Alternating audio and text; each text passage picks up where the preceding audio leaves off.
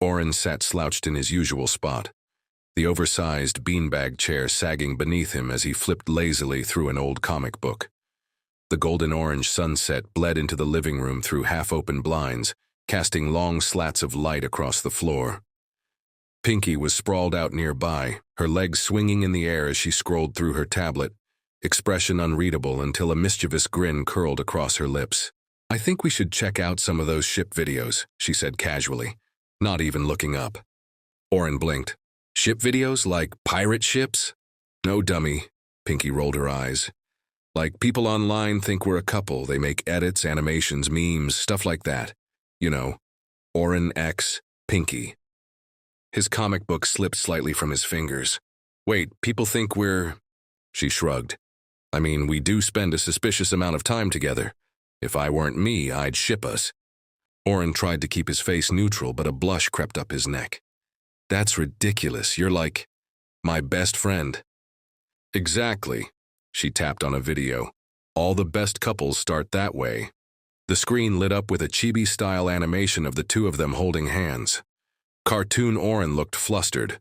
Cartoon Pinki leaned in for a kiss, eyes wide with affection. Oren's real-life jaw dropped. "I never did that. When did I do that?" "You didn't," Pinki giggled. "It's fan content. It's just what people want to see." "Why do I look like I'm 7 inches shorter than you in that one?" "You kinda are," he squawked. "I am not." They watched a few more. One had them turned into cats. Pinki, a pink sprightly kitten with oversized ears and sparkly eyes, and Oren, a gray, perpetually unimpressed tomcat. The animations showed them navigating a fantasy world together, meowing instructions at a clueless guide cat NPC while tossing heart bombs at bosses. It was pure chaos. "Why are we meowing like that?" Oren groaned. "It's adorable, deal with it," she said, grinning. He opened his mouth to argue, but then another video began.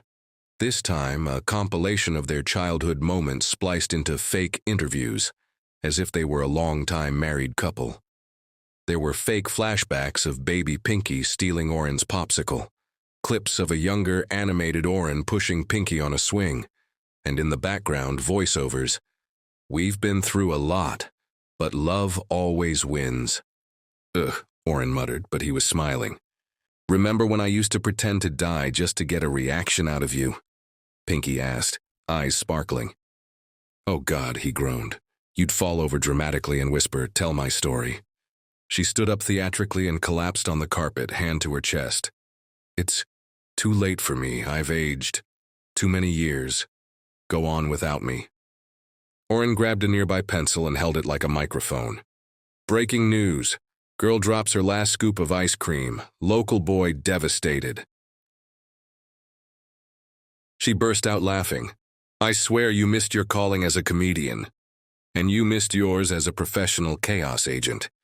They ended up in another laughing fit, and somewhere between the tears and giggles, Pinki leaned her head against his shoulder. He didn't move. He didn't want to. The game console chimed. "Oh ho," she said. "The co-op expansion's finally out." "Want to play?" Oren asked. "Only if loser has to buy dinner," she challenged. "You're on." They selected their usual characters in the co-op story mode. Gray cat for Oren, pink cat for Pinki, and entered the new campaign. The screen faded into black before glowing text appeared. "The crystal heart has shattered. You have 8 in-game hours to collect all 6 fragments or your soul will be lost forever." "Oh great," Oren muttered. "They made this dramatic." Pinki looked at him. "Wait, that's your character. You're dying." "Of course I am." A mysterious silver-haired stranger appeared on screen. Simon. Cool voice, mysterious backstory, smug energy. "I know where the fragments are," Simon said. "But we'll have to work fast." Pinki squinted. "I don't trust him." "He's an NPC," Oren said. "That's exactly why I don't trust him." They journeyed through pixelated forests, deep caves, and underwater ruins. Every so often, the game cut to in-character dialogue. Oren's character would cough dramatically. Pinki's would kneel beside him, worried.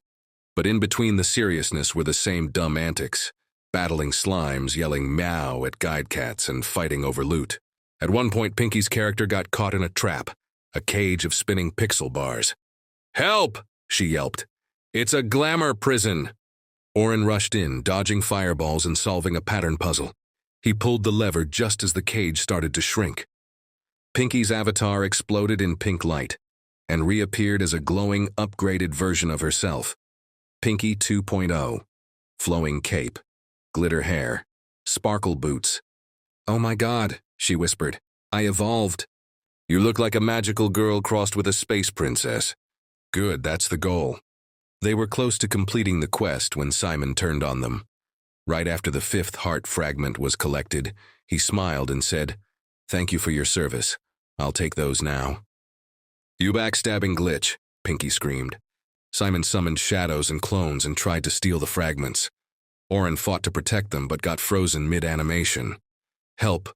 Again. I hate this guy." Pinki triggered a hidden item from their earlier loot, the glitter poop from the meow level. With perfect timing, she lobbed it into Simon's face. "No!" he screamed in a spray of pixels and sparkles. Oren broke free, slammed the fragments together, and light burst from the screen. Heart restored. Oren's character stood tall, back to life.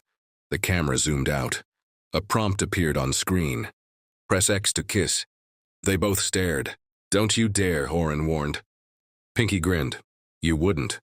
They reached for the controller at the same time. Their avatars kissed beneath a pixelated moon. Fireworks exploded.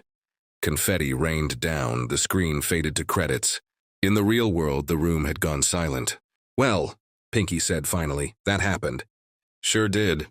She didn't look at him. It was in character. "Yeah, obviously." They didn't speak for a long moment. Then the console beeped. "Rematch?" Pinki asked. Oren nodded. "You're going down."